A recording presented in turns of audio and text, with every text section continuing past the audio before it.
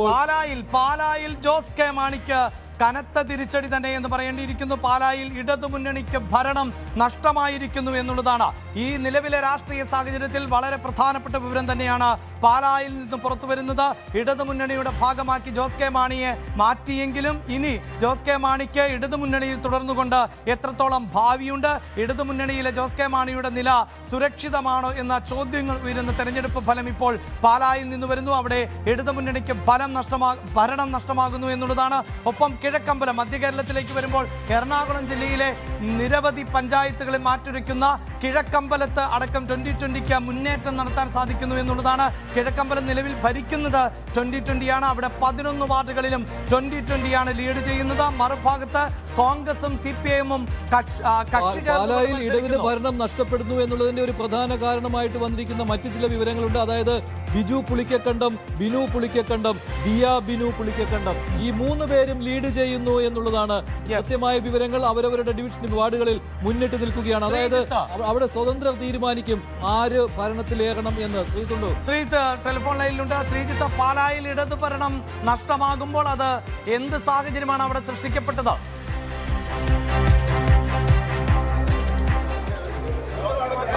അതായത് എടുത്തു പറയാനുള്ളത് പാലയിൽ ഇടതു ഭരണം നഷ്ടമായി. അതായത് ഇപ്പോൾ നിലവിൽ ദൃശ്യങ്ങളിലേക്ക് പോയാൽ കഴിഞ്ഞാൽ ഇപ്പോൾ നിലവിൽ നമുക്ക് എടുത്ത് പറയാൻ സാധിക്കുന്ന 10 ഒപ്പം തന്നെ 4 ഇത് ജോസ് കെ മാണിയുടെ വാർഡിൽ വിജയിച്ച സ്ഥാനാർത്ഥിയാണ്. പാല ജോസ് കെ മാണിയുടെ വാർഡിൽ വിജയിച്ച സ്ഥാനാർത്ഥിയാണ്. എടുത്ത് പറയാനുള്ളത് ഇതാണ്, 10-10-4 അതായത് 4 സ്വതന്ത്രർ വിജയിച്ചിരിക്കുന്നു. UDF വിമതയായ മായ രാഹുൽ വിജയിച്ചിരിക്കുന്നു. ഒപ്പം തന്നെ ബിനു പുളിക്കക്കണ്ടം ആ ഒരു കൂട്ടായ്മയും വിജയിച്ചിരിക്കുന്നു. അതായത് ഇനി LDF-ന് അടുത്ത 2 വാർഡ് കിട്ടാൻ സാധ്യതയുണ്ട്. പക്ഷെ ആ 2 വാർഡ് കിട്ടിയാലും 13 സീറ്റുകളെ വരികയുള്ളൂ. 14ാമത് ഒരു സീറ്റ് കൂടി ഇല്ലാതെ ഭരണം പിടിക്കുക സാധ്യമല്ല. അവിടെയാണ് ഈ 4 സ്വതന്ത്രരുടെ നിലപാട്. നമുക്ക് അറിയാൻ കഴിയുന്ന രാഷ്ട്രീയം അനുസരിച്ച് ഈ 3 സ്വതന്ത്രന്മാരും പ്രത്യേകിച്ച് ബിനു പുളിക്കക്കണ്ടം ഉൾപ്പെടെയുള്ളവർ UDF-നൊപ്പം തന്നെ നിൽക്കും. ഇപ്പുറത്ത് മായ രാഹുലും സ്വതന്ത്ര അതും UDF-നൊപ്പം നിൽക്കും. അങ്ങനെ 14 ആകുകയും ഭരണത്തിലേക്ക് UDF എത്തുന്ന ഒരു സാഹചര്യമാണ് നിലവിലുള്ളത്. ഇനി അതല്ല, ഈ അവസാനത്തെ 2 വാർഡ് 25-26 വാർഡുകളിൽ LDF അല്ലെ UDF ജയിച്ചാൽ വളരെ എളുപ്പത്തിൽ ഈസിയായി UDF-ന് ഭരണം ഉറപ്പാക്കാം. പക്ഷെ അപ്പോഴും ഈ സ്വതന്ത്രരുടെ കൂട്ടായ്മയുടെ വിധി വളരെ നിർണായകമാകും. തീരുമാനിക്കും പാല ആര് അല്ലേ, അവരായിരിക്കും നിർണായക ശക്തിയായിട്ട് മാറുക അല്ലേ?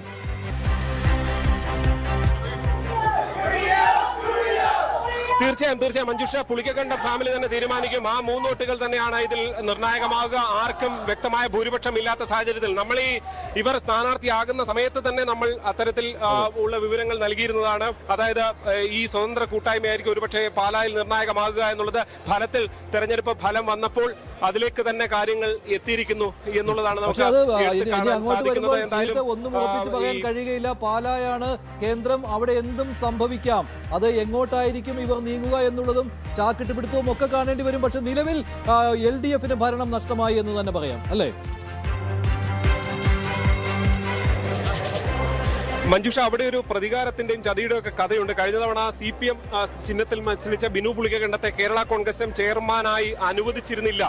അത് വലിയ പ്രതികാരമായി നിൽക്കുകയും അങ്ങനെയാണ് ഇങ്ങനെ ഒരു സ്വതന്ത്ര കൂട്ടായ്മ എന്ന തന്ത്രത്തിലേക്ക് ബിനു പുളിക്കക്കണ്ടം എത്തുന്നത്. അത് ഫലത്തിൽ വിജയിച്ചിരിക്കുന്നു. ഇനി അതുകൊണ്ട് തന്നെ LDF-നൊപ്പം നിന്നായിരിക്കില്ല UDF-നൊപ്പം നിന്ന് ഒരുപക്ഷെ ബിനുവിന്റെ മകൾ ദിയ ബിനു 21 വയസ്സുകാരി ഒരുപക്ഷെ ചെയർപേഴ്സൺ ആകാനുള്ള സാധ്യതയുണ്ട്. കാരണം വനിതാ സംവരണമാണ്.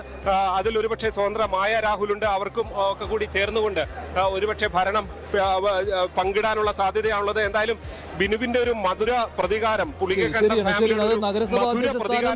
നിരസിച്ചതിനെ തുടർന്ന് സ്വതന്ത്ര സ്ഥാനാർത്ഥിയായി മത്സര രംഗത്തിറങ്ങിയ ബിനു പുളിക്കക്കണ്ടത്തിന് മിന്നുന്ന വിജയം. അതോടൊപ്പം ബിനുവിന്റെ മകൾ ദിയ പുളിക്കക്കണ്ടം, സഹോദരൻ ബിജു പുളിക്കക്കണ്ടം എന്നിവരും ജയിച്ചു. നഗരസഭയിലെ 13, 14, 15 വാർഡുകളിലാണ് പുളിക്കക്കണ്ടം ഫാമിലിയുടെ ഈ മിന്നുന്ന വിജയം. അങ്ങനെ നഗരസഭാ ഭരണം UDF-ലേക്ക് എത്തുന്നു. ജോസ് കെ മാണിക്ക് വൻ തിരിച്ചടി പാലായിൽ. ദിയ ഇനി ചെയർപേഴ്സൺ ആകുമോ എന്നതാണ് ഈ പറയുന്നത് പോലെ ഏറ്റവും പ്രധാനപ്പെട്ടതാകുന്നത്. അങ്ങനെയെങ്കിൽ അവിടെ ശ്രീജിത്ത് പറയുന്നത് പോലെ ഒരു കുടുംബത്തിൻ്റെ മധുര പ്രതികാരം എന്ന് തന്നെ പറയാം. അതൊരു ഭരണത്തിലേക്ക് എത്തിക്കുന്നു എന്ന കൗതുകകരമായ കാര്യം കൂടിയാണ്. ഇനിയിപ്പോൾ നമ്മൾ ഇടുക്കിയിലേക്ക് പോകുമ്പോൾ ഇടുക്കിയിൽ പ്രത്യേകിച്ച് തൊടുപുഴയുടെ നഗരസഭാ ഭരണം ഉറപ്പിച്ചു കഴിഞ്ഞിരിക്കുന്നു UDF എന്നുള്ളതാണ്. UDF 21 സീറ്റുകളിൽ വിജയിച്ചിരിക്കുന്നു എന്നതാണ് ഏറ്റവും ഒടുവിലത്തെ വിവരമായി നമുക്ക് പങ്കുവയ്ക്കാൻ സാധിക്കുന്നത്. മറ്റു വിവരങ്ങൾ കോർപ്പറേഷൻ, അതായത് കൊച്ചി കോർപ്പറേഷനും എല്ലാവരും ഉറ്റുനോക്കുന്ന ഒരു പോരാട്ടത്തിലേക്ക് കടക്കുകയാണ്. അവിടെ എറണാകുളം സെന്ററിൽ BJPയുടെ സ്ഥാനാർത്ഥിയാണ് വിജയിച്ചത് എന്നതാണ്. വലിയ മുന്നേറ്റത്തിലേക്ക് NDA പോവുകയാണ്. BJP വലിയ മുന്നേറ്റത്തിലേക്ക് പോകുന്നു. 30 കഴിഞ്ഞു, 32ലേക്ക് എത്തിയിരിക്കുകയാണ്. 32ലേക്ക് എത്തിയിരിക്കുന്നു. അതിൽ 25 സീറ്റുകളിലും ജയിച്ചു കഴിഞ്ഞിരിക്കുകയാണ് അല്ലെ.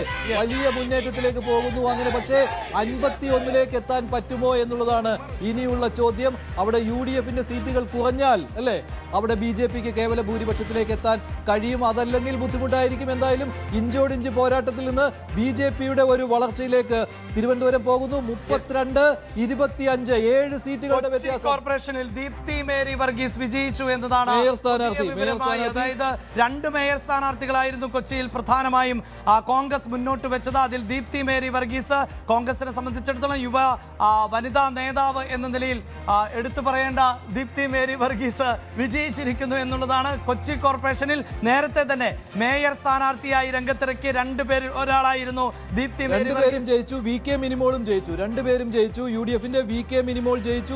ദീപ്തി മേരി വർഗീസും ജയിച്ചു. 2 പേരും ജയിച്ചുവെങ്കിലും പക്ഷേ ഭരണം ലഭിച്ചാൽ മാത്രമേ ഇവരിൽ ഒരാൾ മേയർ ആവുകയുള്ളൂ എന്നതാണ് നിലവിലെ സ്ഥിതി അനുസരിച്ച്. 41 എന്നുള്ളതാണ് അല്ലെ. 41. കൊച്ചിയിൽ UDF മുന്നിലെത്തിയിരിക്കുന്നു. അങ്ങനെയെങ്കിൽ ദീപ്തിയോ മിനിയോ എന്നതായിരിക്കാം ഇനിയുള്ള ചോദ്യം. കൊച്ചിയിൽ മുന്നേറ്റം നടത്തുന്നു എന്നത് ഇപ്പോൾ വലിയ പ്രതീക്ഷ നൽകുന്നു എന്നുള്ളതാണ്. ഞങ്ങൾ നേരത്തെ റിപ്പോർട്ട് ചെയ്തതുപോലെ തന്നെ കൊച്ചിയിൽ UDFന്റെ മുന്നേറ്റം എന്നതാണ്.